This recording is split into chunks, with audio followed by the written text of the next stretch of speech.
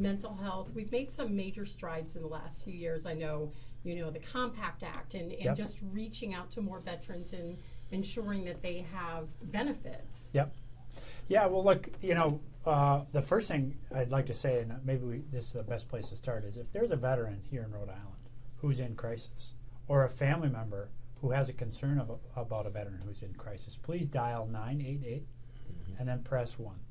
And we will get you in touch with care, including if you need it today. So if you're in crisis or worried about somebody in crisis, dial 988. Secondly, we're trying to increase access for veterans and get that access, get that care where they need it, when they want it. So we've seen a dramatic increase, including here in Rhode Island, of access to mental health care through telehealth. So you could have a young veteran, Iraq war vet. She's just got time on her lunch break. Well, she can take her telehealth appointment from her car.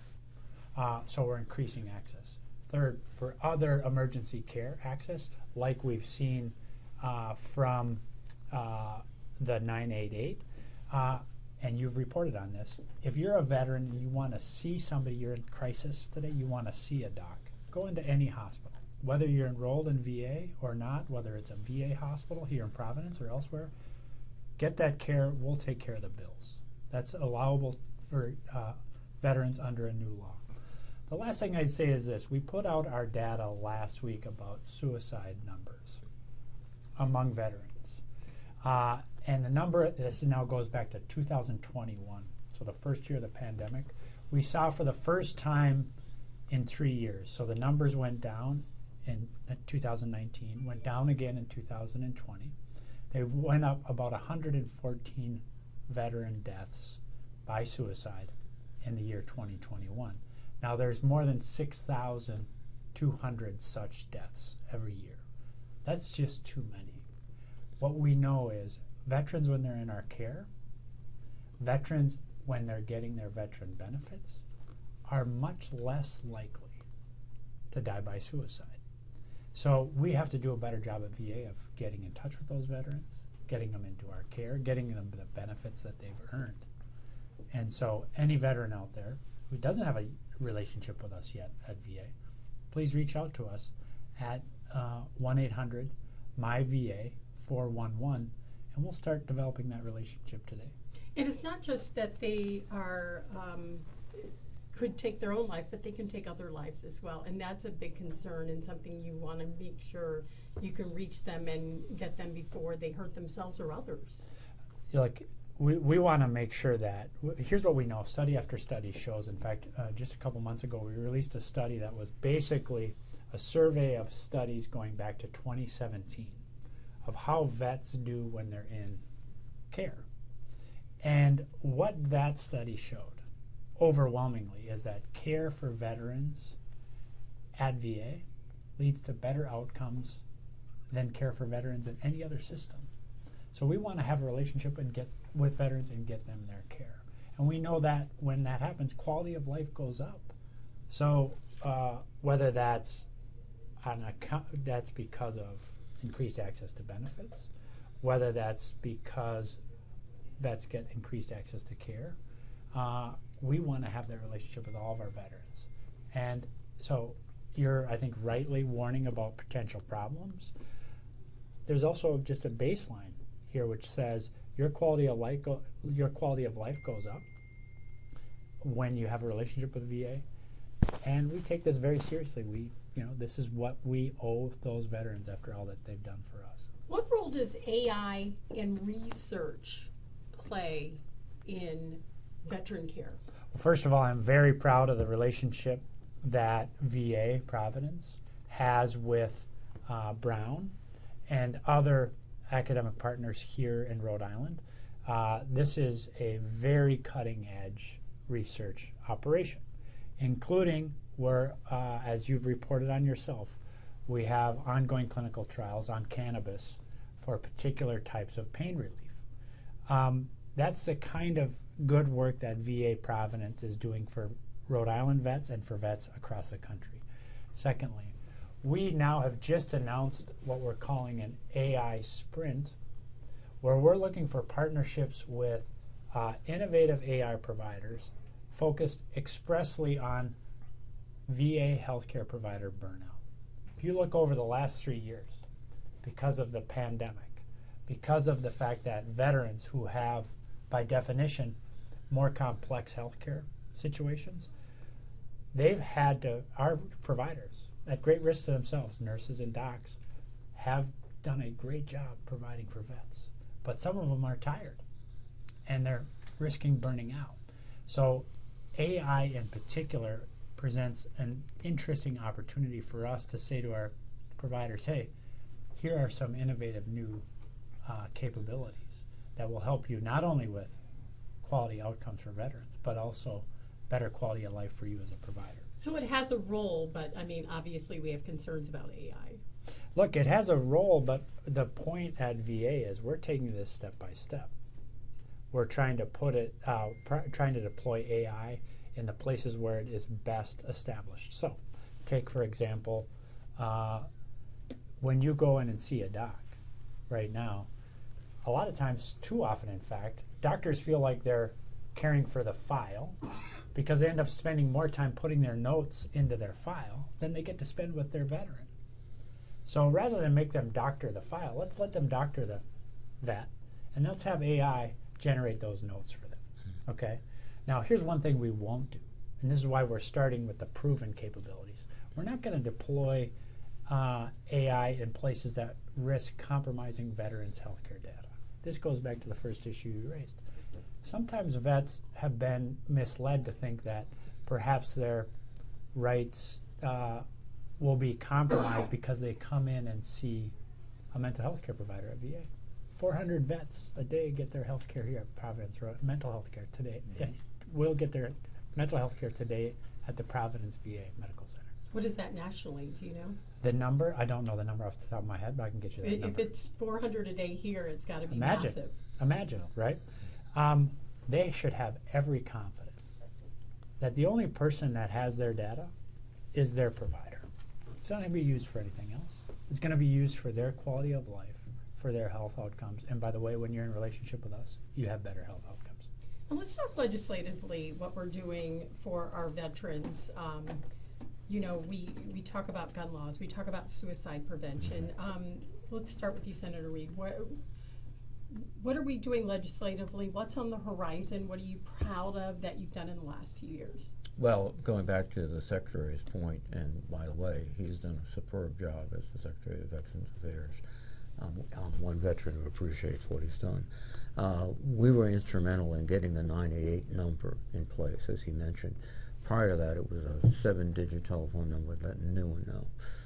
And what we've done also is, as the Secretary's indicated, you can connect to a subcategory. If you're a veteran, you're sent right to a veteran expert counselor, and you get that counseling. That's one thing we've done. The other things we're looking at, and really we've accomplished already, is the PACT Act, which for the first time, screening people who've been exposed to toxic materials. We learned a lot from Agent Orange. We paid very little attention to it during the Vietnam War. We didn't get on to it until decades later. And now we've taken a peremptory step and said, no, there's a danger here from these exposures. We're going to screen every veteran, and those that are affected, we're going to treat. And the VA, under the Secretary, is doing a superb job. Those are some of the things we're doing. Other things we're doing is we're trying to improve the facilities of all the VA hospitals across the country. So we're working right now in raising what is known as the small construction cap from 20 million to 30 million. That would be hugely beneficial to the Providence VA. They could accomplish several necessary projects here in the building. It's good facilities that help. But the real key, I think, and it goes back to your questions about suicide, is that one of the major factors is a sense of isolation, a sense that there's no place to go. And here in Rhode Island and in the VA throughout the country, there's a sense of you have people to talk to. In fact, one of the greatest qualities of this hospital is everybody knows somebody. You know, this is Rhode Island, so and they take care of you, and that is hugely important. And we have to get that process in place. And just the final point about AI, the president released a few weeks ago a format of guide rails, if you will, for AI. We will likely next year take up in the Congress legislation that will put those guide rails into the law so that we can get the best out of it. In fact, AI is one of those things that makes good things better and bad things worse. So we don't want the worst, we want the best. In Congressman Magaziner, we look at suicide prevention efforts out there. We look at gun laws. Yeah. Sometime a lack of gun laws. What is your mission going forward in Congress to improve life for veterans and for everyone? Yeah. Let me say a few things. First, we're very grateful, of course, for Secretary McDonough's presence in Rhode Island today. By my count, he is the 5th cabinet secretary to visit Rhode Island in the last 12 months. So it's a tremendous sign that the Biden administration is being attentive to Rhode Island and our needs. And of course, we're very proud of the VA here, which has one of the highest patient satisfaction ratings in the entire country. About 1/3 of the daily appointments that occur here at the Providence VA are mental health related. So 1,200 total, roughly per day, 400 of which are mental health. And so this is an area that I think we all recognize is one that deserves more resources, more attention, and more outreach. Because as Senator Reed noted, the biggest danger is that people feel isolated, they don't know where to get help, they feel uncomfortable seeking help, but they should know that if they come to the Providence VA, they will be getting the highest quality care, and the customer satisfaction ratings are among the highest in the country. As far as gun laws specifically go, Congress passed the first gun safety law at the federal level in 30 years last year. That's a step forward. And it included funding for red flag laws like we have here in Rhode Island, so that if someone is a danger to themselves or to others, local law enforcement have the ability to temporarily remove firearms from the situation pending a judicial review. It's really important that local police departments have the training to actually enforce those laws. What we saw in that terrible shooting in Maine a few weeks ago was a breakdown of the red flag system, where there were clear signs that this individual was violent, was threatening violence. Law enforcement knew about it, but they didn't act. And so one of the things that we need to do here in Rhode Island and across the country is make sure that local police departments have the training to act on these red flag laws where they exist. It should also be made national. That should be the next step. And we have to make it harder for people to access weapons of war in this country. I was very proud of my colleague from Maine, Jared Golden, after the shooting in Lewiston, coming out in favor of an assault weapons ban. It's a hard thing for elected officials to recognize and admit when they've been wrong about something. But he, as a former Marine, knows all about courage, and he had the courage to stand up and say that he was wrong and that he now supports an assault weapons ban as we should do nationally. Should that be in the hands of the individual states or out of Washington? It seems like you leave states to their own. Yeah, well, there should be national laws and national funding, but it will always be up to local police departments to enforce any law, and so they need the training to do that as well. And you wanted to say something. I would just point out that in 1994 we passed an assault weapons ban, and for 10 years we had a ban on selling, with very few exceptions, assault weapons, and we didn't have the kind of mass shootings we've seen, and unfortunately it was allowed to lapse by a Republican Congress. In fact, even President George W. Bush said he would sign it if it got to his desk. But we've done it, and we should do it again. Is that something on your agenda? It's always on our agenda. The problem we have is that in a closely divided Senate, it's difficult to get the votes to push this through. But it's remarkable because for 10 years, We had the legislation that was interfering with hunting or target shooting or anything else. And now we're seeing what happens when you don't have a ban. And Secretary McDonough, looking forward ahead, what do you see in the next year or two as far as veterans? Anything new, anything? Well, we're really excited about what Chairman Reed just mentioned to you, which is there's these weird rules that we have that say a local facility like the hospital here in Providence can spend up to $20 million to do local construction. Under his leadership, we're going to raise that to $30 million, which means we'll be able to finish the emergency room modernization here in Providence. That's going to mean better outcomes for Providence veterans. We're really excited about that. We're really grateful to the chairman for pushing on that. Secondly, he mentioned the PACT Act. Under the PACT Act, if you're a Vietnam veteran and you were exposed to Agent Orange, and today you have hypertension, we can connect your service in Vietnam to that hypertension, meaning we can get you additional care and benefits.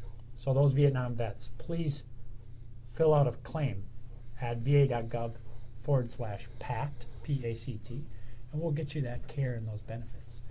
Those vets who served in Central Command from 1991 until 2021, from Somalia in the southwest to Uzbekistan in the northeast, and all those places in between, Yemen, Syria, and guess what, Iraq and Afghanistan. Thousands of Rhode Islanders served there. We have a lot of them now enrolled under this new authority, but many more can enroll. So we're going to be talking to those veterans over the coming months and telling them, hey, you qualify now by virtue of having set foot in Central Command. And they all know what that is, whether they're a sailor, a Marine, a soldier, Coast Guardsman, Air Force. They know what it means to step foot in Central Command. And if they've done that, they qualify for benefits. They qualify for access to care. So what you'll see over the course of this next year is a very aggressive effort to reach them. And as Chairman Reed said, convince them that, hey, at VA, we're here for you. We're here for you if you're in crisis. We're here for you even if you just want to develop a relationship with us. Because, look, you may think you don't need the care today. You're a young, healthy Rhode Islander. But you know what? Enroll today. Once you're enrolled, it's good for life. If you want to come back to get additional care later, great. But please enroll with us. We really want a relationship with you. We work for you. We want to get you in VA care and VA benefits. Excellent. Do you want to? Yeah, Sean? come on.